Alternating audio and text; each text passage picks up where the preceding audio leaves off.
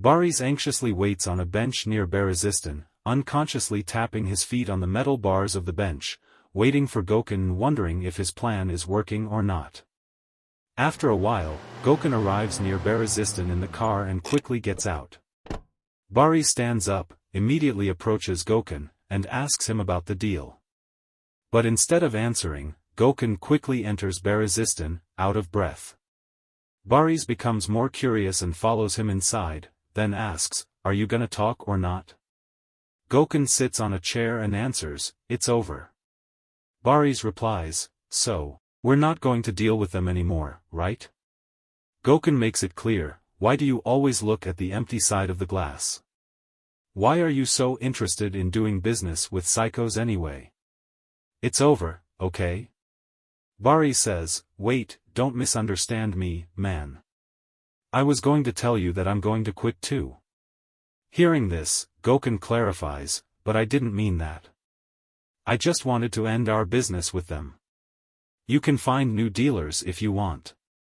Boris responds, "So, how much longer will this go on?" "Let me answer, nowhere," referring to the dangers of directly dealing with drugs.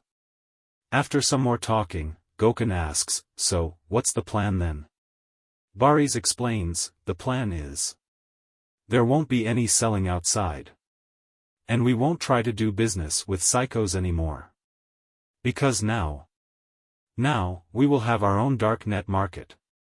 Hearing this for the first time, Gokhan asks, "Dark what? What's that?" Boris says, "It's an online market, dude. Haven't you ever heard of it? So, we'll move on the internet, and we won't have to search for new contacts anymore." Gokhan responds, "Is it that easy? I don't know about you, but I don't know much about internet stuff." Boris reassures him, "Nate will take care of the technical parts. Remember my friend in America? He will handle that. And we'll take care of the business side." The offer sounds tempting to Gokhan, but despite that, he rejects it because he still sees becoming the student leader as a safer route. Plus, he also doesn't want to be secondary in a business. Gokhan casually replies, "All right. Do whatever you want. But I have other plans," then heads towards the door. Boris is disappointed with the answer and complains, "Come on. You're not going to quit when everything is just about to fall into place, are you?" Gokhan says, "I'm tired, Boris. And done. Okay?" But then Boris unexpectedly changes the subject, "Don't worry. I didn't say I was going to call Nate right away. First things first. Now, it's time to give my gift to Ada." Then he puts the gift package from under the counter onto the counter. Then he continues, "I've been neglecting her a lot lately. Let's see if she can forgive me." Gokhan starts to break out in a cold sweat because he was so stressed that he even forgot that he and Ada still haven't told Boris about their affair. On the next day, while Yagmur is studying, Selçuk calls her to hang out at his house. Although tempted, she also fears moving too fast. She asks if Duygu is still there. Selçuk confirms, and then Yagmur heads to Selçuk's villa. However, upon arrival, Yagmur realizes Duygu isn't present. She questions, "Where is Duygu?" Selçuk claims she went to the market and will return soon. Selçuk mentions his plan to make soy milk pudding and asks for her help, to which she agrees. Several minutes later, Oktay calls her, asking, "Where are you?" Panicked, she hesitates to answer. She doesn't want her father to know she is alone with Selçuk in his villa, so she lies, saying she's hanging out with Merv at her house. Selçuk struggles to contain his laughter. Yagmur ends the call, and they both burst into laughter. Then Selçuk suggests, "Let's see what's on today's menu." He picks up a globe and claims he will randomly place his finger. If he points to Antarctica, they will make soy milk pudding, but if he places his finger on Asia, they will do whatever he wants. Yagmur doesn't realize he's joking and curiously asks, but we were going to make soy milk pudding?" Selçuk spins the globe, stopping it with his finger, and exclaims, "Wow, Asia. Looks like your pudding will have to wait for another day, laughing. Jaeger complains, oh, come on. She opens the fridge, spotting a bottle of soy milk, and says, are you seriously trying to fool me right now? Realizing he was already planning to make soy milk pudding, but then, she notices that the bottle is expired. She informs Selçuk not to use it. Selçuk continues teasing, well, if you don't drink it in time, of course, it will expire, my dear. After all, some things need to be done on time, right? Selçuk and Yagmur share a short kiss. Selçuk pours the milk down the sink. Duygu arrives with her market cart and enters the kitchen, asking, what are you doing here? Low-key, annoyed at Selçuk for not informing her about Yagmur's visit, Duygu awaits an explanation. Yagmur awkwardly tries to reply, Duygu. We. Selçuk interrupts Yagmur, stating, didn't you say you were going to hang out outside? He prefers not to keep Duygu and Yagmur close, fearing Yagmur might confront Duygu about not being in the hospital, and Duygu might inadvertently hurt her feelings. Because Selçuk knows how awful she is at understanding some social norms. So he wants to avoid any potential confrontation. Selçuk asks Duygu, didn't you say you were going to hang out outside? Duygu casually responds, yes. And now, I say I'll hang out at home. However, Selçuk insists she should go to the market and get soy milk for their pudding. Duygu agrees and heads out. But when Duygu returns with a bottle of milk, Selçuk complains because it's not soy milk. Duygu claims she didn't hear the word soy and bought regular milk instead. Then, she heads to the living room. Selçuk suspects Duygu intentionally didn't buy soy milk to irritate him. However, he chooses not to argue with her due to Yagmur's presence. Selçuk informs Yagmur that he is going to buy soy milk from the market. Yagmur says, don't bother, Selçuk, regular milk will do just fine, but he doesn't listen and leaves the house. Ironically, Yagmur finds being alone with Duygu more uncomfortable than being with Selçuk, even before they started dating. Duygu casually watches TV as if Yagmur isn't there, while Yagmur anxiously counts the minutes. Yagmur also starts to believe that Duygu deliberately didn't bring soy milk out of spite. Finally, Selçuk returns with soy milk, and Yagmur feels relieved. They start making pudding together. Yagmur remarks, you were right, she deliberately didn't buy soy milk.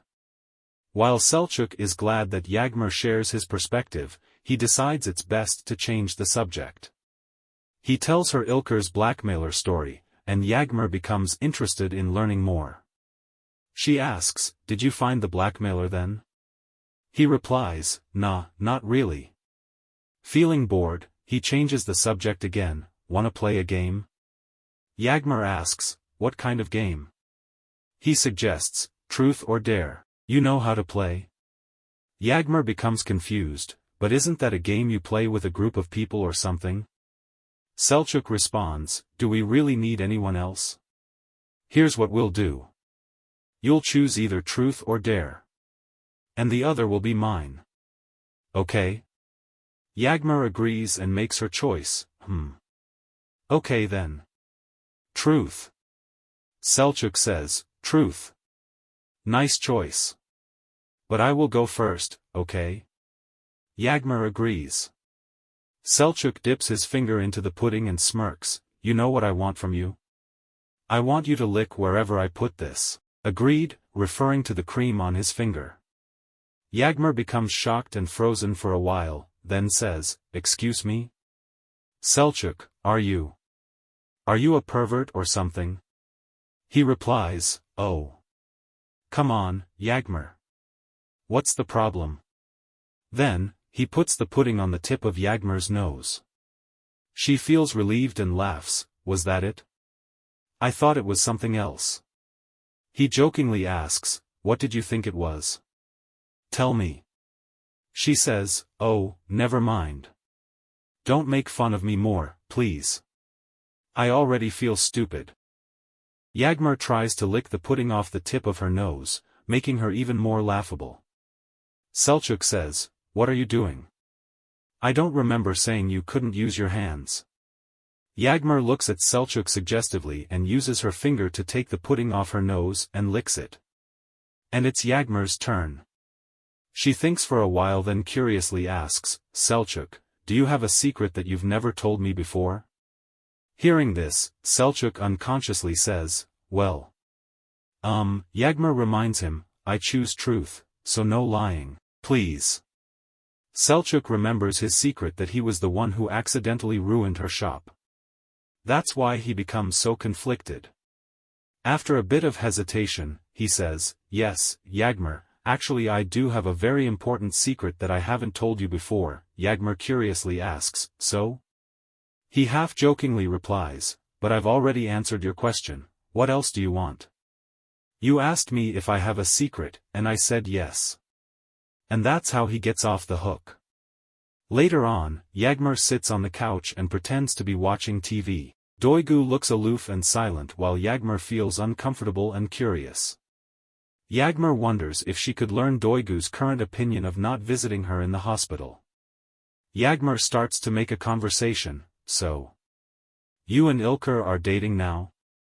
But Duygu immediately gets pissed off hearing this and yells at Selçuk, what? Selçuk. Did you say something to her? Yagmur continues, you think he even needs to say anything? The whole school is already talking about it anyway. Duygu becomes more anxious and asks, what are you talking about? Where does this come from? Yagmur suggestively says, if you weren't avoiding people like a plague, you wouldn't be asking these things. Because she had felt so bad about İlker and thinks Duygu is playing with his emotions. Hearing this, Duygu starts to clench her fist, but Yagmur can't see that and impulsively continues, if you are in love with him, you should go talk to him. And if you don't, please don't play with the kid's feelings anymore. Meanwhile, Selçuk senses the tension in the room and sits between them. He says, hey. Lost is airing, I don't want to hear any more noise. Okay?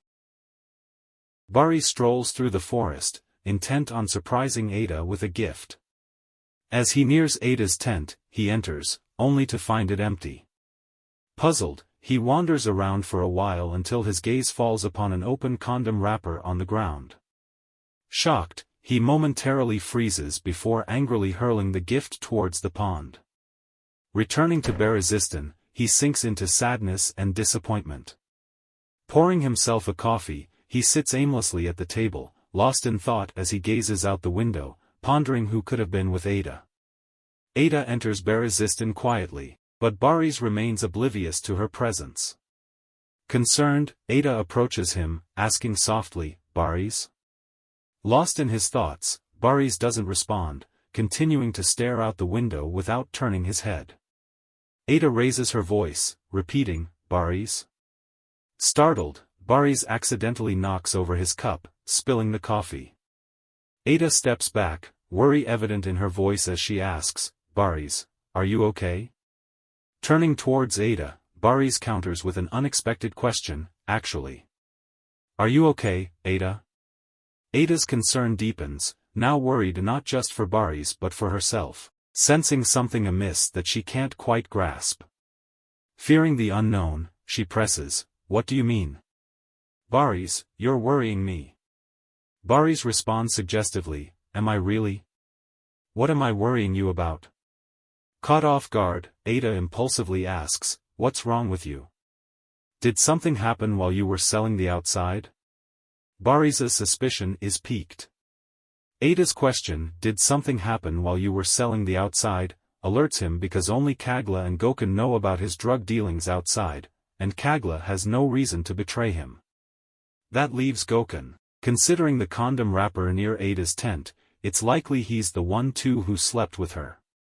Turning to speak to Ada, Baris realizes she has already left. He calls Gokhan and asks him to come home immediately, saying, it's important. Gokhan asks for details, but Baris refuses to elaborate, hanging up abruptly before leaving Berezistan. A bus navigating a busy street slows down, and Gokhan's heart pounds heavily as he steps off. He wonders if he's about to receive more bad news about their drug dealing. Pausing for a moment, he takes a deep breath and slowly approaches an apartment building. He rings the bell and waits anxiously until Boris opens the door. Boris asks, "You came quickly," to which Gokhan replies simply, "Yeah," before entering. Boris shuts the door behind them, and they lock eyes in silence. Impatiently, Gokhan urges, "Come on, speak up.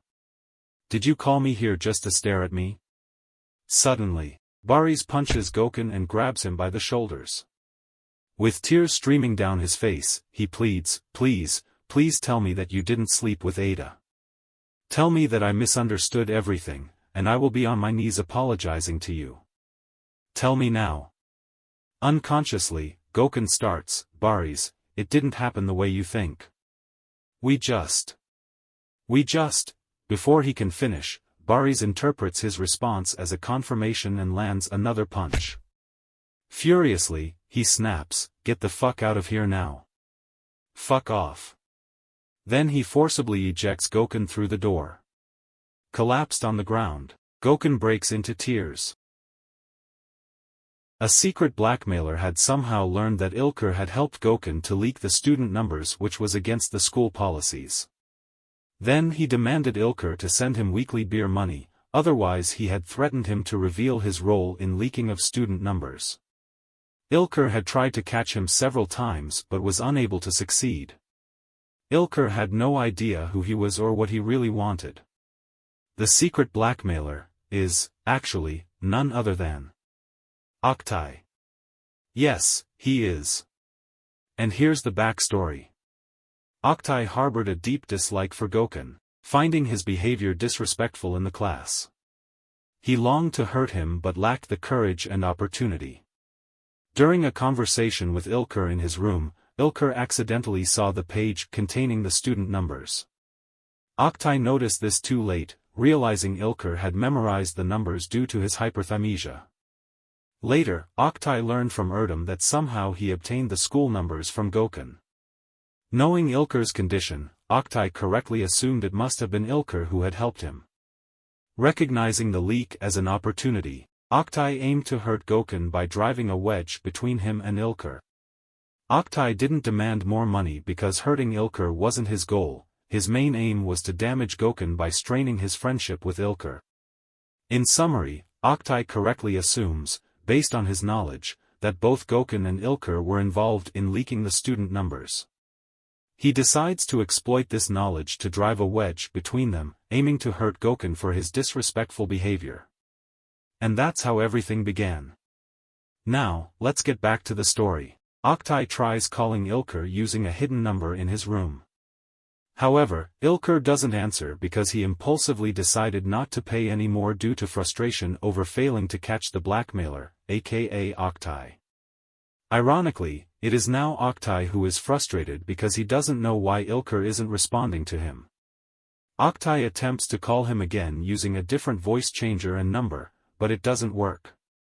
Enraged, Oktay throws the device into the kitchen trash can and returns to his room. Then Yagmur arrives home and heads to the kitchen. She notices that the trash can is full and decides to take it outside. However, while carrying the garbage out, she trips and falls, spilling all the trash on the floor. Yagmur rolls up her sleeves and begins to put the garbage back in the bin, feeling disgusted. Suddenly, a device catches her eye among the trash. As she works in the electronics shop at the school, she quickly recognizes it as a voice changer. Recalling that she recently learned about Ilker's blackmailer story from Selçuk when she visited his villa to make soy milk pudding, she realizes that the blackmailer is indeed none other than her father. Taking the device in her hand, Yagmur rushes back to her house and suddenly opens her father's room door. She shouts, "Dad!" Startled, Oktay quickly stands up and says, "Yagmur?" He notices the voice changer in Yagmur's hand and realizes that she now knows everything. Yagmur asserts, "How could you do this, Dad? How can you play with a child's life like this?" Feeling ashamed, Oktay tries to appease her. "Yagmur, my dear, please listen, let me explain," he says, and proceeds to explain his motivations to Yagmur. After learning everything, she says, "But this is so stupid, Dad. How could you do something like this? I can't believe you." He replies, "Look, what's done is done, okay? Let's just calm down a bit now." But instead of calming down, she raises her voice. "Of course. I will calm down. But first, I'm going to tell everyone about this, and then I will calm down." Quickly leaving Oktay's room, Yagmur heads towards her own room to get her phone, aiming to tell Ilker that the blackmailer is actually none other than her father. But Oktay follows her and says, "No, no. Don't do this. Don't you even realize what will happen if you do, Yagmur? Why don't you try to listen to me even once?" Yagmur takes her phone while Oktay continues, "If you do this, everyone will think that you're involved in this too. Can't you see that, Yagmur? Are you really that blind?" Hearing this stops Yagmur from calling Ilker because she hadn't considered this possibility before. Feeling angry, betrayed, and out of options, Yagmur throws her phone towards her bed and starts to cover her face with her hands. Oktay sits down next to her and says, "Look. It is already over. Ilker won't be seeing Gokhan anymore." Yagmur stops covering her face and replies, But I saw them hanging out outside." Puzzled, Oktay asks, "How?" He feels disappointed, thinking he hasn't succeeded yet in driving a wedge between them. Yagmur asks, "Does it matter?" But Oktay doesn't reply. Yagmur speaks again with a worrying tone, "Dad. I asked you a question." Oktay replies, "I don't know." Then she says, "What do you mean?" Oktay quickly gets up from the bed and runs towards his room like a child who is upset with his parents. Yagmur follows him and says, "No, this is not over yet, Dad. Come back here. We're not done talking yet." Yagmur tries to open the door but realizes Oktay has locked it. Yeager shouts, "Open the door, Dad. Open the door. You know what will happen if Selçuk finds out? Please, Dad, please." But Oktay neither responds nor opens the door. Yagmur realizes that as long as Gokhan stays friends with Ilker, her father will continue to blackmail him and cause trouble for her. Yagmur starts to believe that if she can find a way to break up Gokhan and Ilker's friendship, her father could stop blackmailing, as it's the only reason he was doing it. And with this, she could prevent her father from possibly getting caught. It seems like the only solution is to save both herself and her father. Gokhan and Ada are in Gokhan's dorm room. He occasionally applies a plastic bag filled with ice cubes to soothe the bruises under his eyes. Ada anxiously complains, "Look at the bastard, he hit you so hard. I don't understand how he could have known that we were dating." Gokhan replies, "He would figure it out somehow. Anyway, don't worry about it anymore. What's done is done, and he had to learn eventually." Ada puzzles over Gokhan's acceptance. "What do you mean? Aren't you going to take revenge or something?" "I mean..." Gokhan explains that he has more important issues. He reminds her that he needs to win the upcoming student leadership election to cover his treatment. Then he adds, "The issue with Baris is over. I don't care about that guy anymore, and you shouldn't either." Ada replies, "If you say so." After a moment of silence, Ada curiously asks, "But don't you have to promise something? At least?" Not being in the best mood due to recently being beaten by Baris, Gokhan replies rudely, "What should I promise, for example? A sex shop, a strip club, a cage fight or something?" Ada casually replies, "Why not if it will work for you to defeat Doigu in the election?" Gokhan interprets Ada's answer as her having little hope for him. He tries to give hope. "Do you remember when I lied about the fire extinguishing in the council? We both thought it wouldn't work, we started to believe that there was no hope left. But then what happened? We succeeded. The same thing will happen again now. Very soon." Then he posts on the school's forum site, announcing that he will give a speech as a candidate for student leadership in front of the library tomorrow. Later, he stands in front of the library, wearing sunglasses to hide his bruises.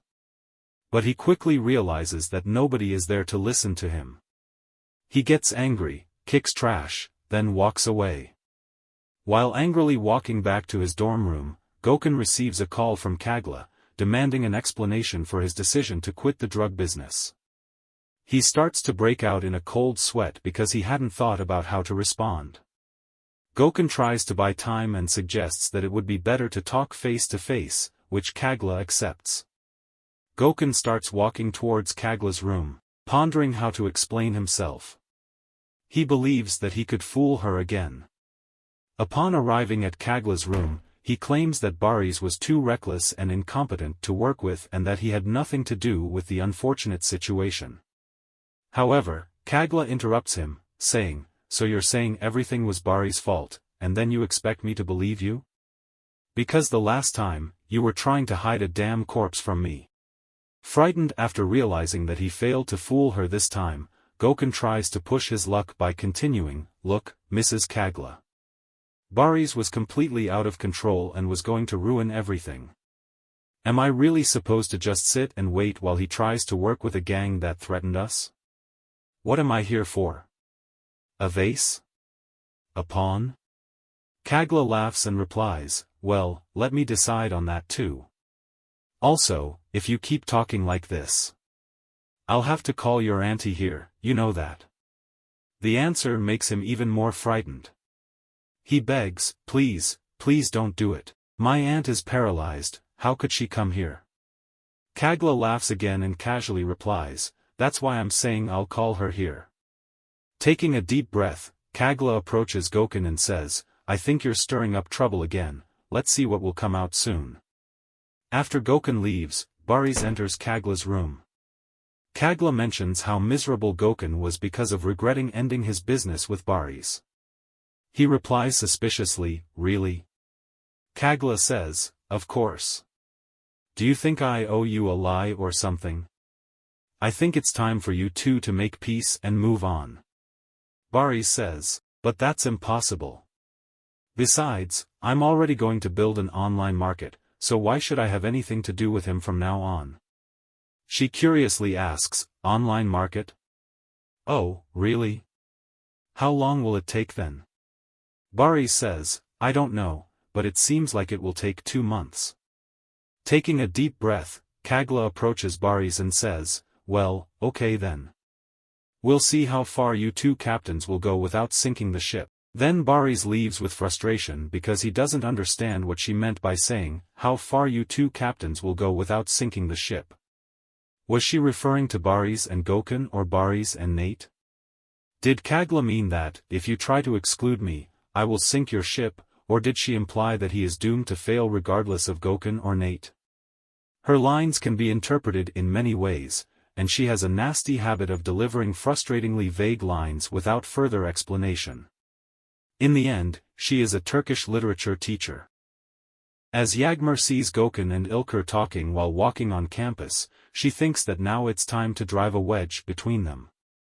In this way, her father would have no reason to continue blackmailing Ilker because it would achieve his goal.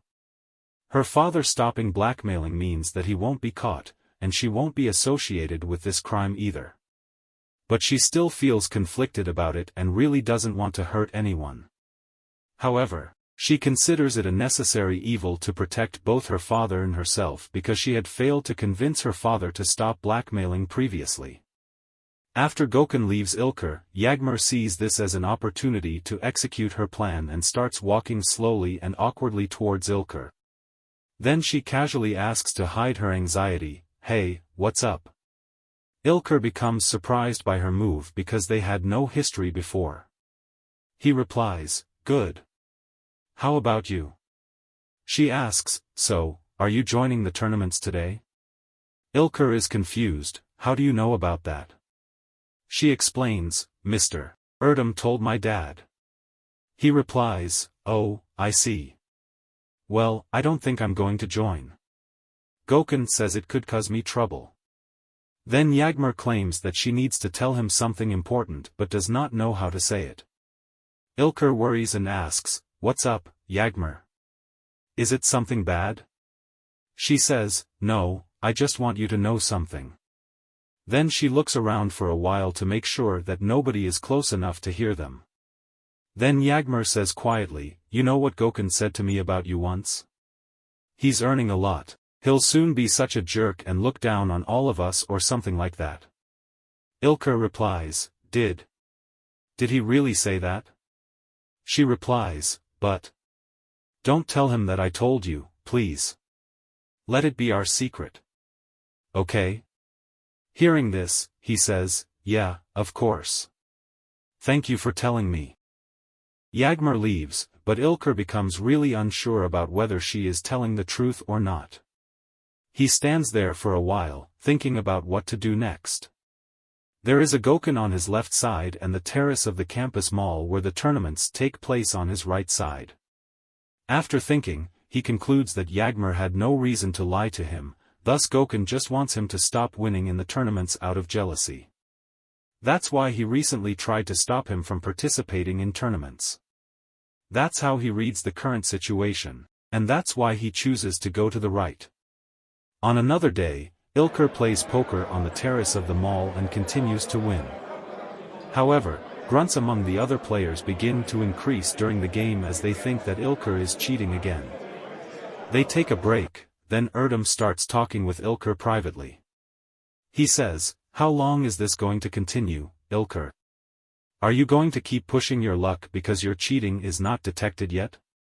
Erdem, not knowing that Ilker has hyperthymesia, aka super memory, wrongly assumes that Ilker is using some kind of classic cheating methods. Ilker rejects the accusation but also refrains from telling him how he is able to consistently win at poker. Erdem continues with a worrying tone, "Look, I'm telling you, you've started to fly too high. I don't know where this will end, but it looks like it's going to take you with it." But Ilker doesn't listen, and they continue the game where they left off. Meanwhile, on campus, the sky begins to darken. The games go on, but the crowd doesn't tolerate losing anymore and confronts Ilker. He claims that he is not cheating, but the tension uncontrollably rises regardless. Sensing that Ilker is about to get into trouble, Erdem suggests another break and having some fresh air on the terrace, thinking that this might lead Ilker to consider stopping or calm the other players down. They go to the terrace. But the other players continue to confront Ilker, and it quickly turns into a brawl.